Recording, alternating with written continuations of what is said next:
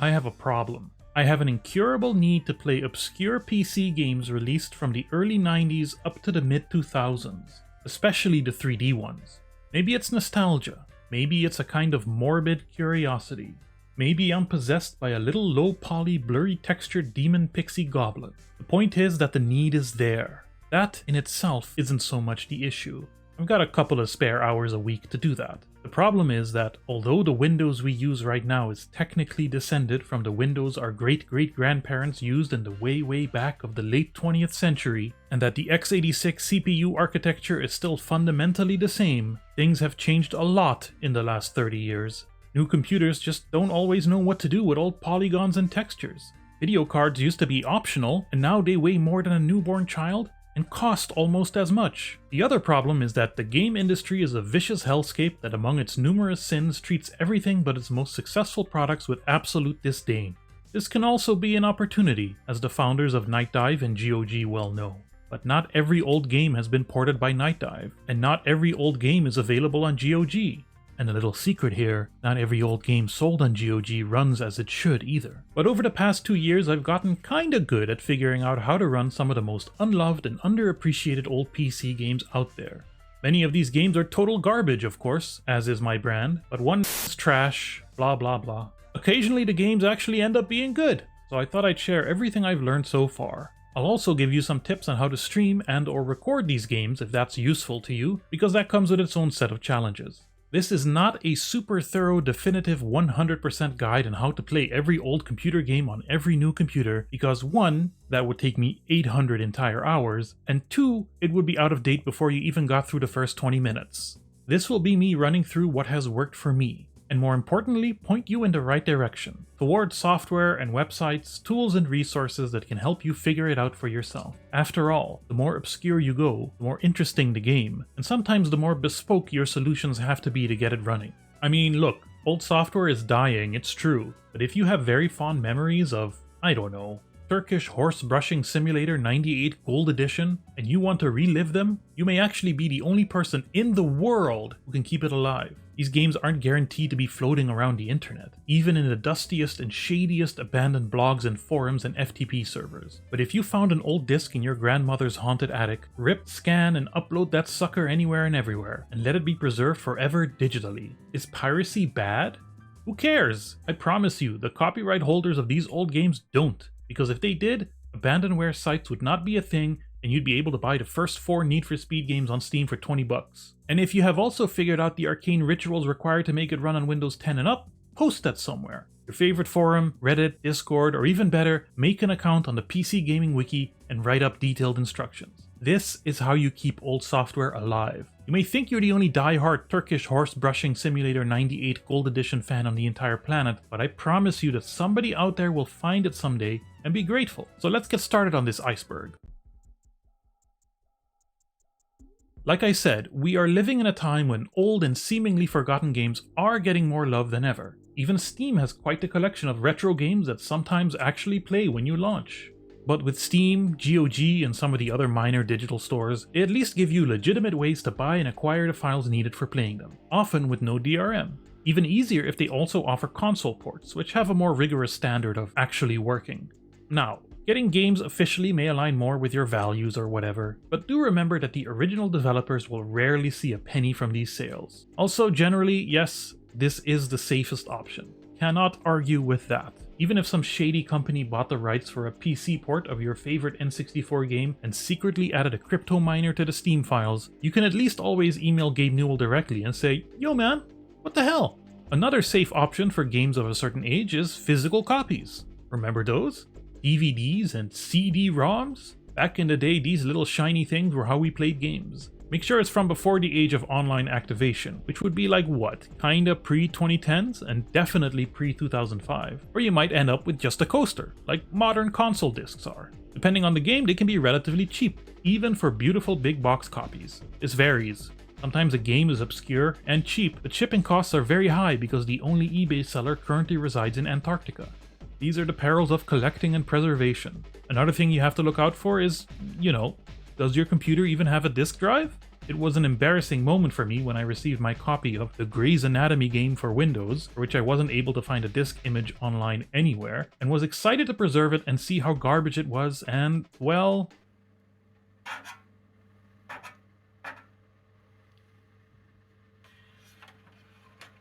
If this is the route you intend to take, invest in a cheap external DVD drive maybe.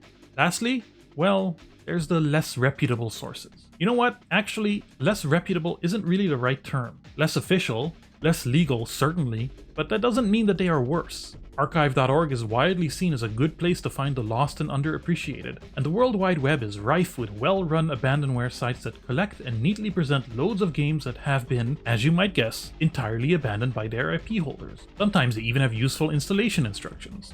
I cannot point you to any specifically because abandonware is not some protected legal category. Very few of these games are actually in the public domain. Putting "no copyright infringement intended" in your video description does not hold up in court, it turns out. The distribution of abandonware is tolerated only because whoever does own the copyright simply doesn't care about them. Let's hope it stays that way. Here you also run into the issue that sometimes these games will require cracks and/or no CD patches to circumvent copy protection. I can't point you to these either, and you'll be wading into a certain mucky part of the internet to look for them, so set your ad blockers and virus scanners to kill if you do so. Alright, so let's quickly talk DOSBox. DOSBox is basically just an emulator for DOS games and software. You know Dolphin? You know PCSX2? Visual Boy Advance? Okay, so it's that, but for DOS games. It's not quite as plug and play because it's emulating an entire operating system that doesn't have a user interface, but it's generally considered very reliable to the point that you'll find a lot of old games released through GOG and/or Steam just use DOSBox, and though you might have to do some digging in the game folder, you can almost always still tweak all the settings to your liking. These settings can be a bit arcane, but hey, you're doing necromancy over here. If this is all a little too much for you, you might consider using a front end like Launchbox to simplify the process just a bit. DOSBox is great for games from before about 1997, released for DOS, obviously. You'll find a lot of Windows 95 games are just fancy DOS games. But after Windows 98, a Windows game was a gosh darn Windows game. I'm going to be saying the word Windows a lot.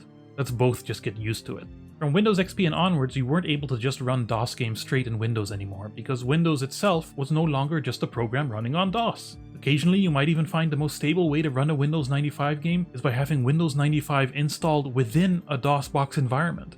This is witchcraft to me, but if it works, it works. However, when you want to run an old game in your new Windows, there are more convenient options, which leads us to... Virtual machines aren't exactly emulation. It's a bit more complicated than that. Through a bizarre alchemy, it's running an entire operating system within an operating system. Nerds use it for all kinds of boring business stuff none of us need to care about, but what it results in is relatively easy to use and stable and free software that allows you to run all the old operating systems without much issue on your modern PC within a neat little window. When it comes to virtual machines, you have a lot of options, all of which come with their assorted pros and cons. My weapon of choice is generally VirtualBox, but other candidates exist like PCM, 86box, QEMU, VMware, and I'm sure I'm missing a bunch. Just pick one and have fun. When it comes to installing the operating system that you are interested in, sometimes you have to get your hands dirty and go through the whole rigmarole of doing a step-by-step setup and installing drivers, etc. But other times you just give it an ISO, which you already know where to find, right? And it spits out a fully functioning Windows install for you. Generally speaking, Microsoft also really doesn't care about what you do with its old operating systems. It is probably a good idea to look up some tutorials for your specific VM and OS combo. When I try to run a game in a VM, I usually start with Windows XP, as it's right in that middle zone of being modern enough while having good compatibility with older games. Also, it's the prettiest. Remember to like this video and subscribe to the Alien Blog YouTube channel.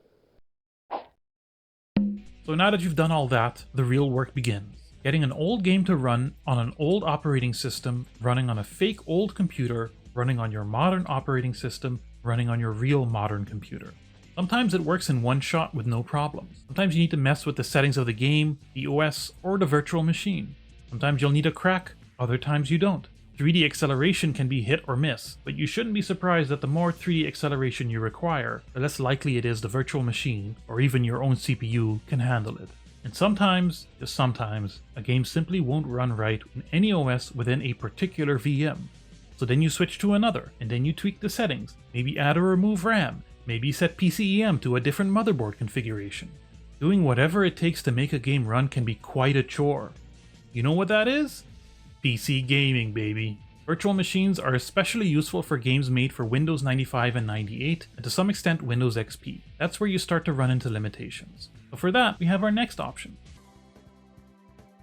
For games that require more modern 3D acceleration, that are made for Windows Vista and above, that could potentially, possibly, maybe, perhaps be run in current day resolutions and aspect ratios without looking all messed up, your best bet is just trying to get it to run on whatever you have in front of you right now. One of the funny things about Windows is every now and then you can take a CD of a game from 1997, put it in your computer, again, assuming you actually have a drive to read it, and it just runs. It's not common, but it has been known to happen. For all of Windows's many problems, the basic intercompatibility of software released for it across decades is very cool. If you have acquired your games in other ways, you don't necessarily need any extra software to mount disk images either. No need for no daemon tools, just double-click that sucker to have Windows mounted automatically. If you want a bit more flexibility, I recommend WinCDEMU, but you won't always be so lucky. And DOSBox or a virtual machine might not be the right tool for the job. So here's what you can do. Step 1. Find the executable, right-click on it, go to Properties, and go to the Compatibility tab. There's a bunch of settings for you to fiddle with, and some of them might even work. A big help is a little program called DG Voodoo 2. It's not so much a program as it is just some files you can drag into the game folder that will help translate it into something your modern graphics card will understand. It does come with a handy configuration utility that isn't the most user-friendly in the world, but has enough options for an entire video on its own. A similar, simpler program specifically for 3dFX Voodoo-compatible games is Nglide. As always, your results may vary. Other options that you'll find for the more popular games are fan patches or fan installers. These will basically convert the game into a modern one for you, which sometimes means just changing one letter in the code somewhere so it doesn't crash when it sees a version of Windows that doesn't start with a 9. But you or I would never have figured that out on our own. Getting your old games running on modern Windows often just takes a little bit of wrangling. You may wonder why I'm only discussing this option this deep into the video. Isn't this method the easiest? In some ways, yes, but in other ways, it's by far the hardest. You're going for maximum convenience, and it will not come easy. For instance, sometimes the game's installer won't run, but the game itself might. If the installer isn't decompressing anything but just copies all the files into a folder, guess what? Just drag them into a folder yourself. There's something delightfully old school about copying the files over from the disk manually, but I'm going to keep reiterating that this wrangling takes effort. It is work. But quite often a lot of the figuring out of it has been done for you, either in the fan patches, workarounds, or hacks. But where do you find all this information? Where do you go to learn how to do the workarounds? Check the forums. Always check the forums. What forums? Well, before all information on the internet was consolidated into 2.5 whole websites dominated by racists and misogynists, we used to share information on forums. Plenty of racists and misogynists on those too, to be fair. Whether it's on GOG or Steam for a game you paid for, or on Reddit, in a Discord server, or deep in a Mongolian truck sim fan forum, chances are that the 20-plus-year-old game you're trying to play has built up at least a sliver of a community in all that time, and that you are not the first to try to fix it for modern systems. Even though Google is becoming increasingly useless as a search engine, it's likely that the information you need is out there somewhere. Sometimes you gotta be a bit of an archaeologist, digging through auto-translated posts in between walls of spam. Again, archive.org can be a great help here, especially the Wayback Machine. But very occasionally, the game you're after has a quite active community, like how Need for Speed High Stakes has several modern installers and active online multiplayer. If the game's fans are smart, they upload whatever patch they made onto GitHub or something so that it doesn't disappear into the ether when they forget to pay for their web hosting. By far the most invaluable resource when trying to figure out workarounds and how to avoid glitches and bugs, how to run your old game right now on your current hardware, is the PC Gaming Wiki. From general tips like how to set up DG Voodoo 2, to more game-specific things like where the save file is stored, to the really weird stuff like how to deal with games that have frame rate tied to CPU speed or core count, it is the greatest compendium of information on this subject that you could possibly ask for. I've encountered games where it expects the CD drive to always be the D drive, and I wouldn't have known this without the PC Gaming Wiki. Excuse me for having more than one hard disk, I guess. There's reasons for these strange issues. Game developers have always had to use all manner of shortcuts to finish games on time and on budget for a specific target audience, which decidedly is not you right now in the 2020s. These shortcuts broke things. They weren't planning for you to have 16 cores and more RAM than they had storage. But we're not going to let that stop us. The PC Gaming Wiki is a great hub for tips, software, patches, workarounds, which line to fiddle with in which config file, instructions of all kinds, and links to existing communities and databases. It's not just about giving you the information, but also helping you understand why the game causes problems now, teach him to fish, and so on.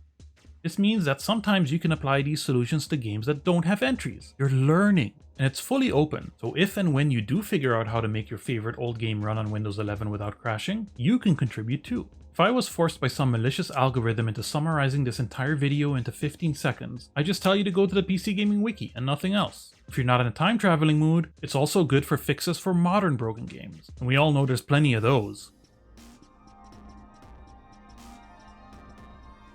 However, if you want to really traverse the ages, if none of the previous options have worked, if you have maybe a little bit of space and a little bit of budget, there is one more thing. Okay, hear me out. Real hardware. Hold on, don't run away. This doesn't have to be an expensive period-accurate retro PC setup with a vintage Voodoo 2 TNT Revap MX Pentium game port. We can be smart about this. What was my preferred virtual machine OS again? Windows XP. Here it is, my real hardware Windows XP machine, dating from around 2008. Originally had Windows Vista on it. It's just an old PC I have. It has a Core 2 quad, more RAM than a 32-bit operating system knows what to do with, and a budget Radeon HD 5670 with just regular old HDMI output. Can it run Crysis? Who cares? It can run Beetle Crazy Cup beautifully. Does this solution work every time? Of course not. There's no PC configuration that runs every game perfectly. You already know this. This is PC gaming. But if you have an old PC sitting around collecting dust, or if you find an old piece of crap Dell in a thrift shop, you can put that baby to good use and prevent a tiny bit of e-waste from collecting on the global garbage pile.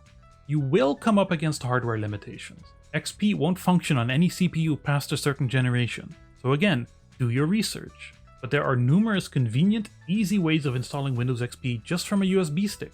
This is another subject that I could make an hours-long video on. Well, I couldn't, because I wouldn't call myself an expert on this at all. I'm sure the information is out there. All I know is it's possible, and it's cheap, and if it's within reach of my paltry budget, then I feel comfortable suggesting it as an option to anyone. It's not quite as convenient as running a virtual machine. You'll need to plug all your devices in and whatnot, and unless you get a small form factor, it's gonna take up a lot of room. Throw an SSD in there instead of ye olde spinning disk hard drives, and you'll really be cooking. Old laptops are a potential space-saving option, but the downside is they will probably be pricier and are definitely less customizable and repairable. And you have to admit it's kinda cool to have an old computer dedicated to playing old games, even if it is some kind of horrific Frankenstein of a machine. But what if I didn't have a proper transition to the next part of the video? So depending on the vintage of your game of choice, it may have been designed for these big boy monitors that take up about a third of your desk space. These screens were not very wide, and as a consequence, these games can get a little confused when you try to run them in 4K. Don't let any computer scientist fool you. Most game engines are held together with spit, duct tape, and the hopes and dreams of overworked developers. And every time a pixel is rendered as intended, it's a miracle. Very rarely a game developer will have used the gift of prophecy and looked ahead and made their engine flexible enough to allow arbitrary resolutions and aspect ratios for the 3D elements, sometimes with hilarious result. That's when you're lucky. For the rest, you're gonna have to apply everything you've learned so far. e.g. Voodoo 2 can be used to force certain games into higher resolutions and wider aspect ratios. But then, because you're practicing the dark arts, now the HUD is stretched in ungodly ways. It would be that this is good enough for you. If not, the PC Gaming Wiki is of course very useful in these situations, but an even more comprehensive resource is the Widescreen Gaming Forum, which has a huge database of ratings and fixes for the widescreen ability of almost any PC game you can remember, and many you don't.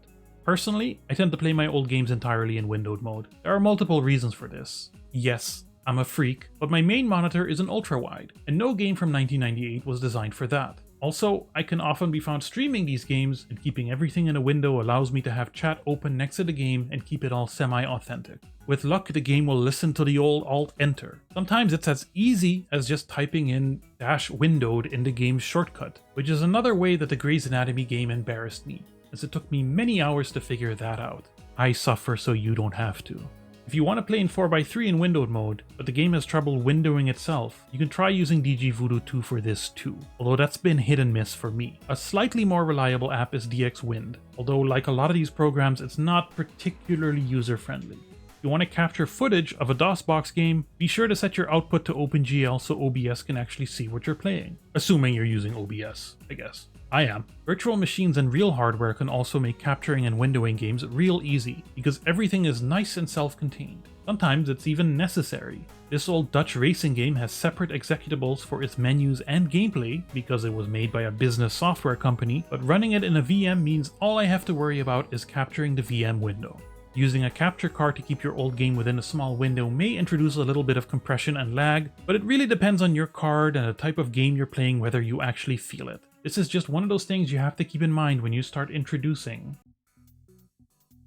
Here things can get a little tricky, and to be perfectly honest, this will be the shortest segment because I lack the experience. But I'll summarize it like this. You cannot expect a game for Windows 98 to know what a modern Xbox controller is. There are ways to translate, but they are not consistent. If your game is running fine on modern Windows, importing into Steam may allow you to reconfigure your controller to be seen if you're playing in big picture mode. There are wrappers that translate between X input and direct input, but again, results may vary on how the game handles controllers. You could search for older controllers that allow you to switch between both APIs. DOSBox, like console emulators, is a little more flexible, allowing you to configure any input, though the interface is a bit archaic. Controllers are just one of those incredibly variable things from what I can tell. Sometimes you plug it in and it just works. Other times no amount of configuring will do the trick. Let's just be happy that we're still using essentially the same keyboard and mouse interfaces we were 30 years ago, okay? At least if you consider this to be essentially the same.